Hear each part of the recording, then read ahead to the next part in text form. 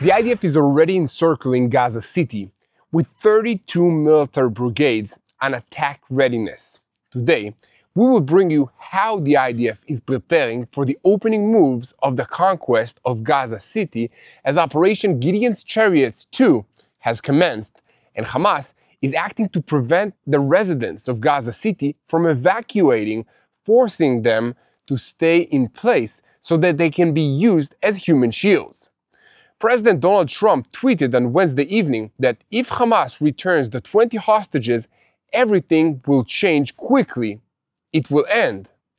Maybe they got the message this time, as it seems that the terrorist organization is afraid of the IDF's plan and issued a statement of willingness for a comprehensive deal, but so far, Israel is unimpressed.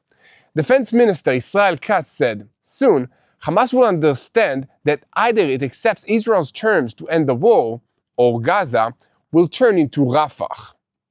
Meanwhile, a Hamas terrorist cell that planned to assassinate the Israeli Minister of National Security, Itamar Ben-Gvir, with explosive drones was foiled.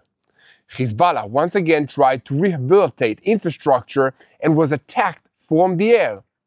Questions have been raised about whether the stocks of enriched uranium are still in Iranian hands, as the IAEA demands that Iran provide access to the nuclear sites that were attacked. However, the big story this week is what is happening between China and Russia, which should worry all of us. Welcome to Boots on the Ground. I'm your host, Yair Pinto, bringing you this weekend edition in which we dive into all the truth about what's happening in Israel, including stories that slipped through the cracks during the week. The IDF Chief of Staff, Eyal Zamir, announced officially on Wednesday that his troops have begun the operation to conquer Gaza, the second phase of Operation Gideon's Chariots.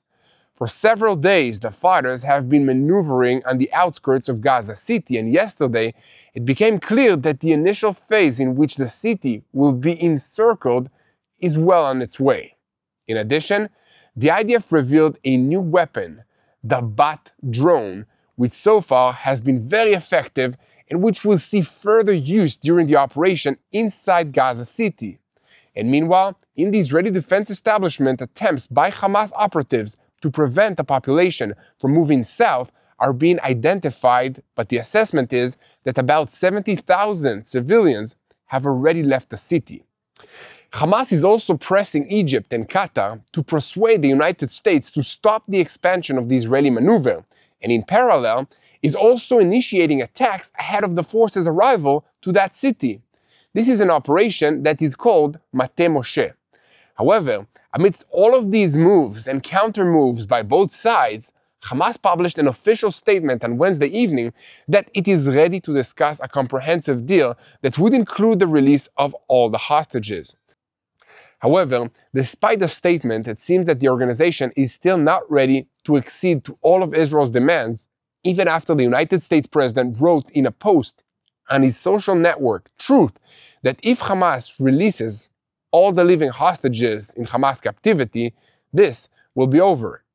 A forum that represents the families of the remaining hostages also published a statement saying, the nightmare will not end until all 48 hostages are home. Keep your promise and end the war. Amidst all of these diplomatic and kinetic maneuvers, reports emerged this week that Hamas had a plan to assassinate Israeli National Security Minister Itamar Ben-Gvir using explosive drones. The plan, which has been broken up, was originally hatched by Hamas operatives in the Hebron area in Judea and Samaria, but directed from a Hamas headquarters in Turkey. The plan was in advanced stages when it was detected and stopped, as the terrorist had already purchased several drones and attached explosive charges to them. Speaking of attacks from the air, the Hezbollah operatives who were trying to rehabilitate Hezbollah terrorist infrastructure in Yarun and Rabbi Talatin in southern Lebanon were knocked out by the IDF airstrikes on Wednesday.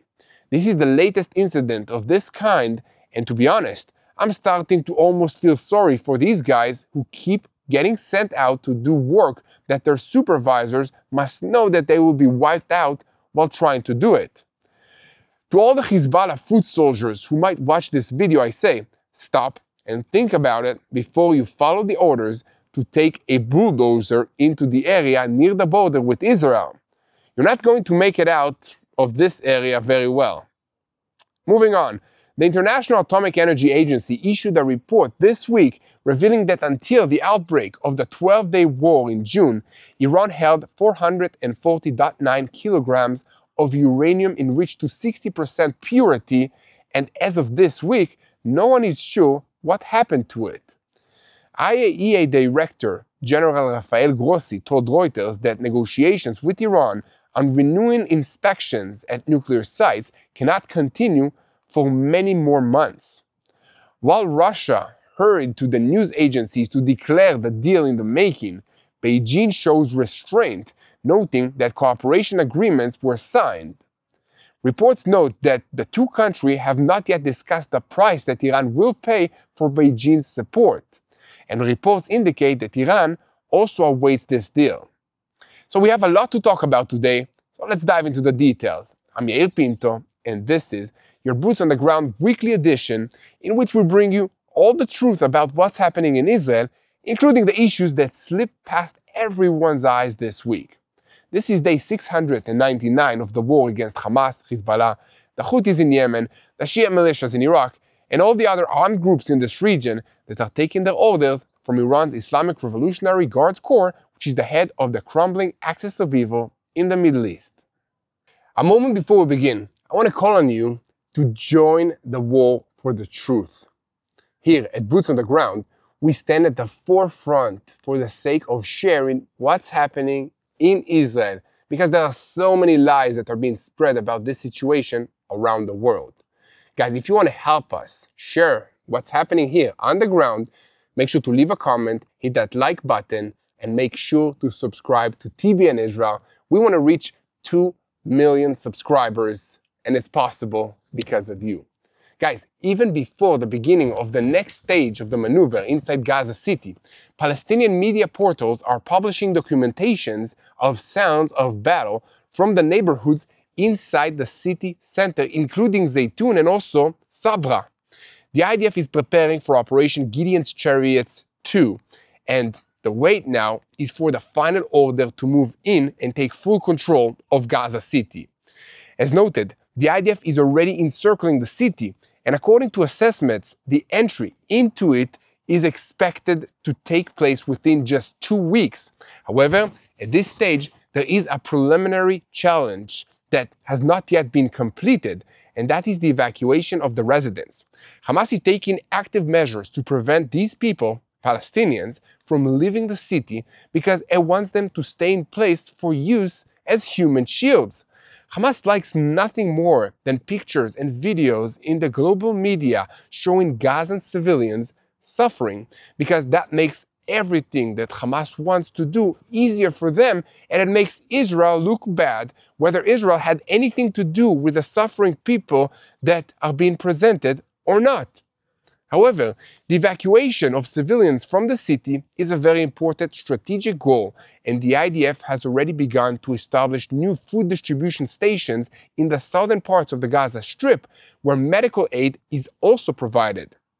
Furthermore, about 130,000 IDF reservists and 5 regular divisions will take part in the conquest of Gaza City, and this is according to the plans, and the conquest of the city will be carried out gradually and will continue into 2026.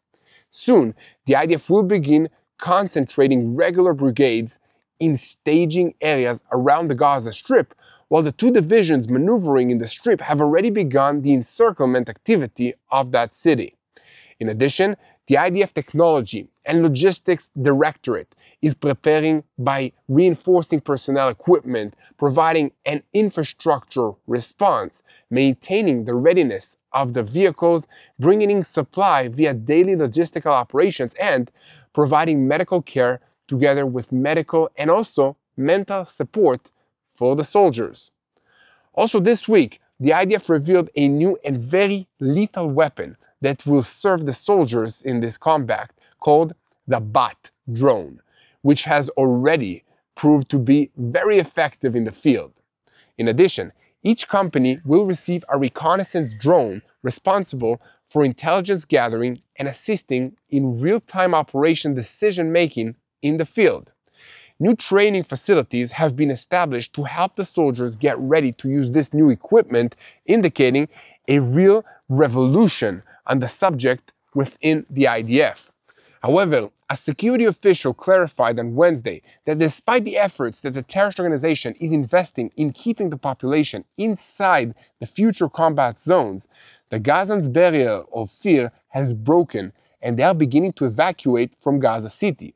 He added that tens of thousands of residents have already managed to bypass Hamas checkpoints and evacuate from Gaza City even before the official announcement of the start of the IDF's activity.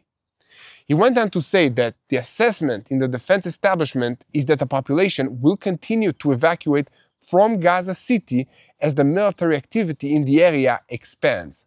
Of course, Hamas never misses an opportunity to make Israel look bad, and sadly, they've gotten very good at this, and the international media has been very helpful to Hamas in many ways. In recent days, a new false narrative has emerged of forced displacement by Israel of unwilling residents of Gaza City. And according to the IDF statement on this subject, Hamas exploits the desire of various actors in the international community to bring an end to this war and therefore will continue to spread false campaigns so that the world will exert pressure on Israel to stop moving the population southward. At the same time, on the military level, Hamas is preparing all the military means at its disposal in the area of the city in order to try and harm the IDF forces if the maneuver deepens. Hamas's preparations also include attempts to initiate attacks and not only defensive measures, as it has given the operation the name Mate Moshe. To illustrate this point, on Wednesday, the IDF published a conversation between an officer of the Coordination and Liaison Administration to Gaza in Kogat and a Gazan resident in the northern parts of the Gaza Strip. The conversation reveals Hamas's attempts to block the movement of the population southward in order to use it as human shield.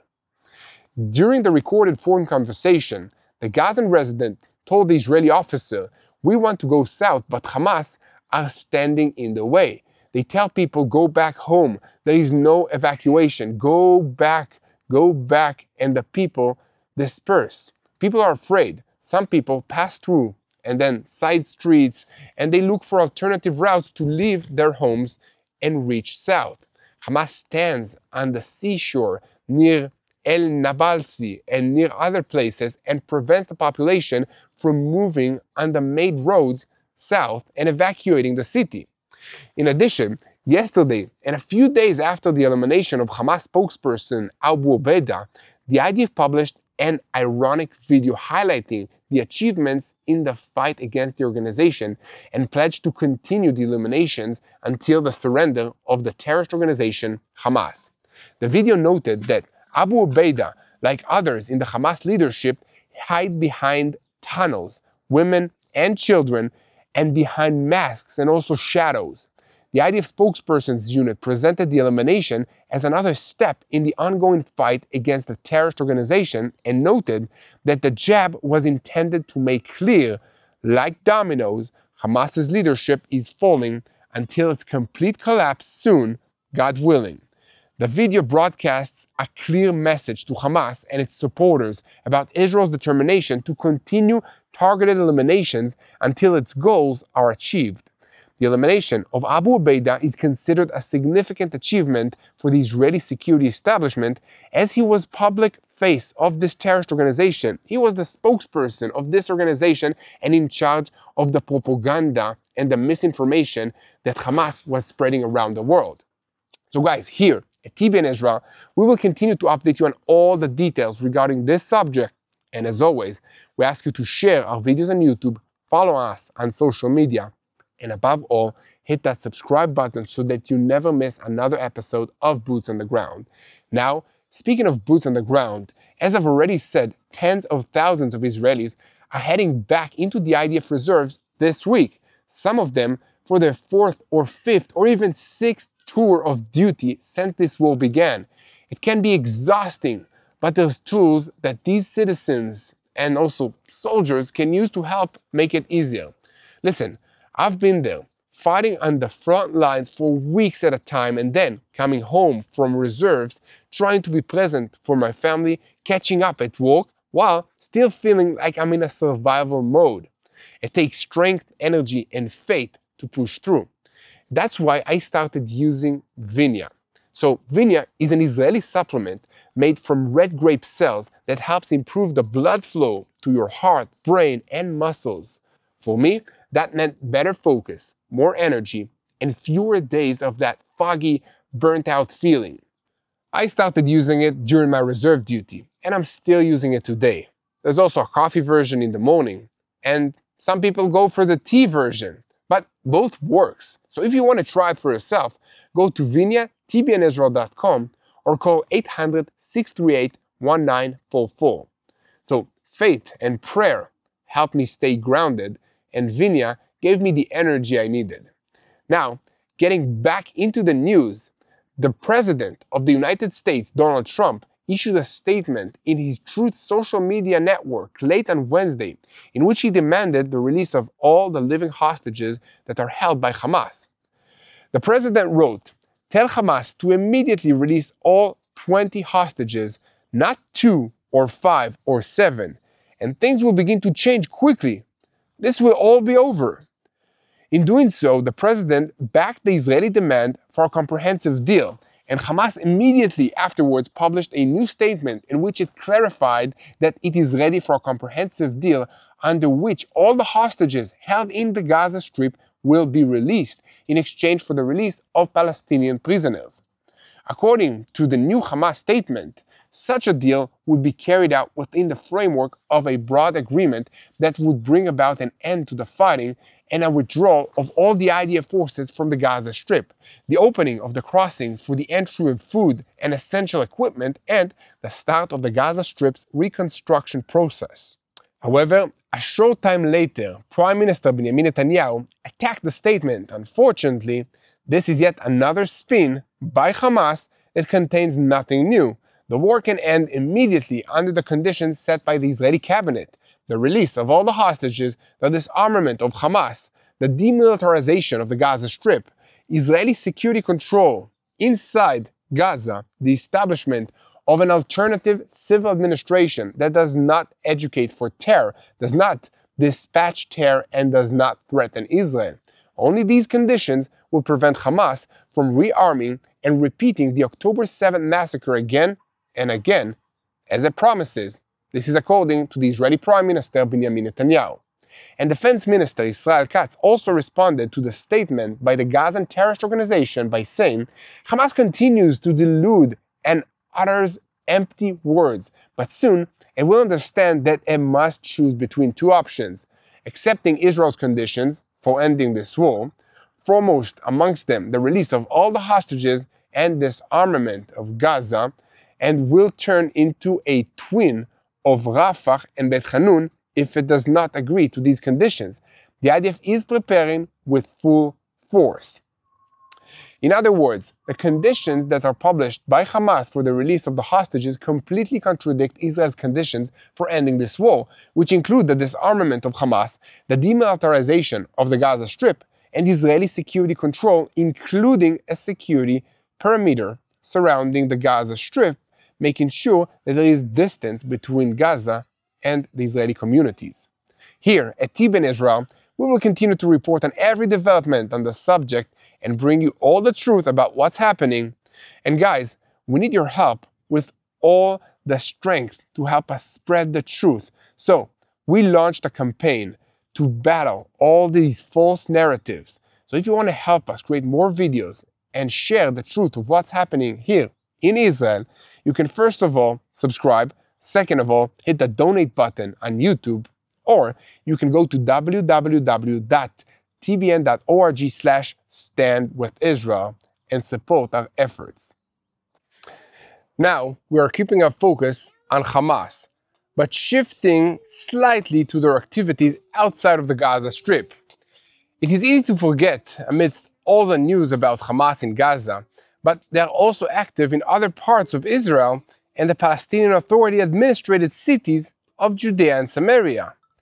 On Wednesday, it was announced that a Hamas cell operating in the Hebron area, which was trying to assassinate the Minister of National Security, Itamar Ben-Gvir, using explosive drones, and this cell was broken up about 2 months ago. The plan reportedly had already gotten an advanced stage, with Ben-Gvir's personal guards noticing drones flying over his house. The Shin Bet quickly evacuated Ben-Gvir and his family from the house to a safe location, and it later became clear that the drones carried explosives. As part of the investigation, 4 cell members belonging to the Hamas terrorist organization were arrested. Again, this is outside of the Gaza Strip. The investigation subsequently revealed that as part of the activity, the suspects purchased several drones onto which they mounted explosive charges, and by means of which they wanted to carry out this attack. The drones were also seized during their arrest, and the suspect's interrogation is on its way as we speak. The Shin Bet also stated that it will continue to act in order to thwart any attempt by Hamas terrorists and its elements to promote terrorist activity against the State of Israel and its citizens, and will act to exhaust the law with those involved in such activity. Ben-Gvir also issued a statement saying, "I thank the acting head of the Shin Bet, the organization's investigators and fathers, the IPS intelligence, the Magen unit personnel, the IDF soldiers, the Israeli police officers, and everyone who works to protect my life. I will not be deterred, and I will not be afraid. Hamas has already tried 5 times to eliminate me, and each time they failed. This time as well, I praised the creator of the world, and thanks to the efforts of the security bodies here in Israel." This is according to Itamar Ben-Gvir, Israeli National Security Minister.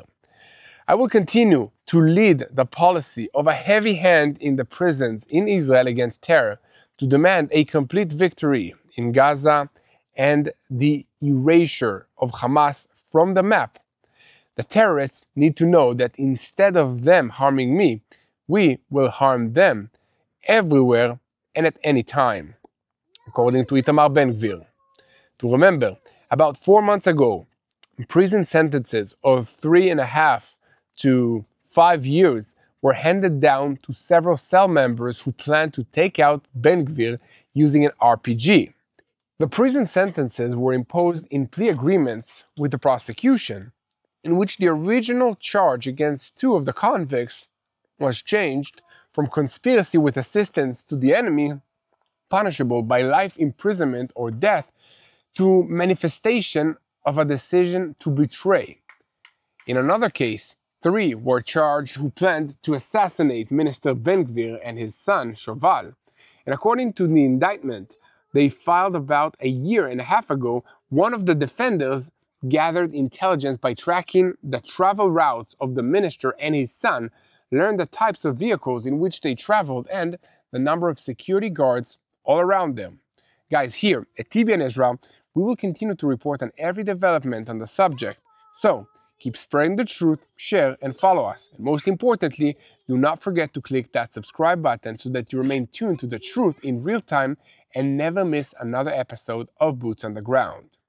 Now, switching our focus to the northern arena, on Monday evening, the IDF attacked 2 engineering vehicles that were working to rehabilitate Hezbollah terror infrastructure in the villages of Yarun and Rabi el-Talatin in southern Lebanon, next to the border with Israel.